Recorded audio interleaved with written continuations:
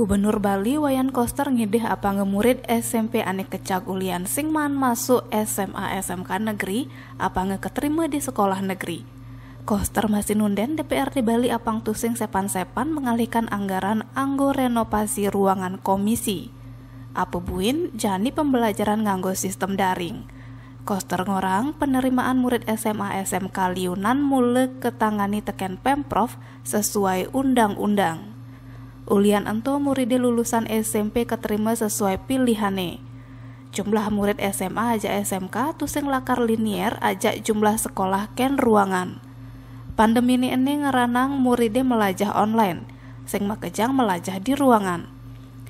Yen gerubuk pandemi lakar ilang, Koster apa pembelajaran daring tetap kejalanang. Daring ento subedadi metode, ento ciri perkembangan teknologi.